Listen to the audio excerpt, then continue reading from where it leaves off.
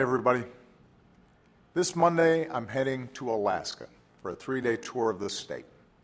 I've been looking forward to this for a long time, not only because Alaska is one of the most beautiful places in a country that's full of beautiful places, but because I'll have several opportunities to meet with everyday Alaskans about what's going on in their lives.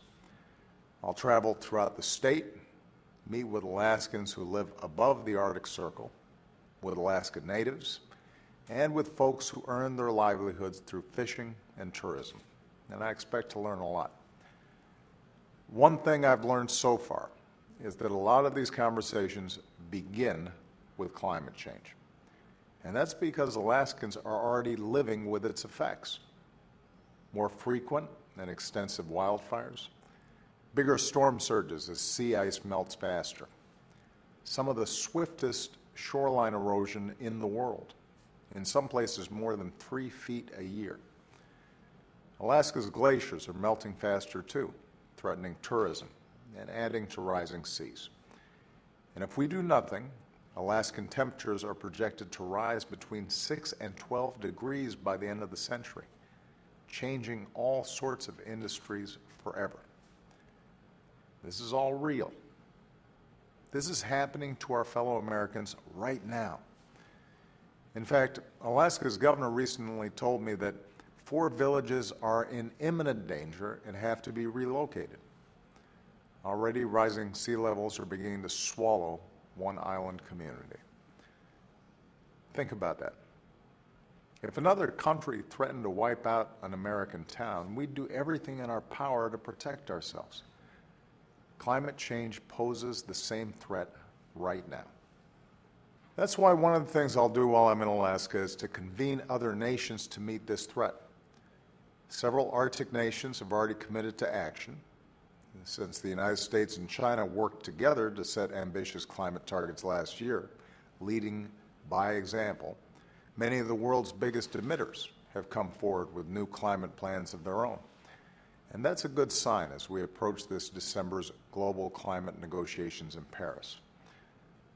Now, one of the ways America's leading is by transitioning away from dirty energy sources that threaten our health and our environment, and by going all in on clean, renewable energy sources like wind and solar. And Alaska has the natural resources to be a global leader in this effort. Now, even as we accelerate this transition, our economy still has to rely on oil and gas. And as long as that's the case, I believe we should rely more on domestic production than on foreign imports. And we should demand the highest safety standards in the industry, our own.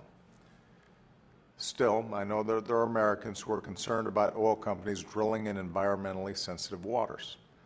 Some are also concerned with my administration's decision to approve Shell's application to drill a well off the Alaskan coast, using leases they purchased before I took office. I share people's concerns about offshore drilling.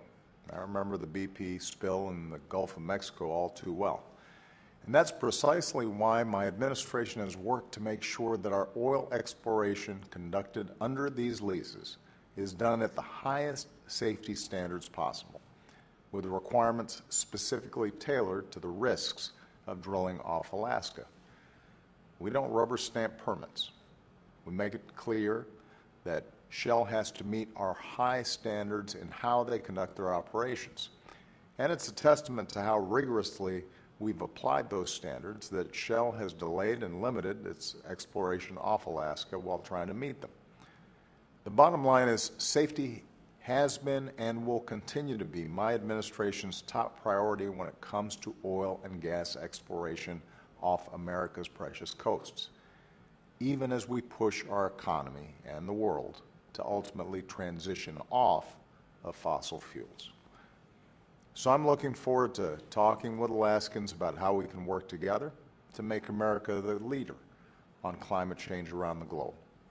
And we're going to offer unique and engaging ways for you to join me on this trip all week at whitehouse.gov/Alaska. Because what's happening in Alaska is happening to us. It's our wake-up call. And as long as I'm president, America will lead the world to meet the threat of climate change before it's too late. Thanks, and have a great weekend.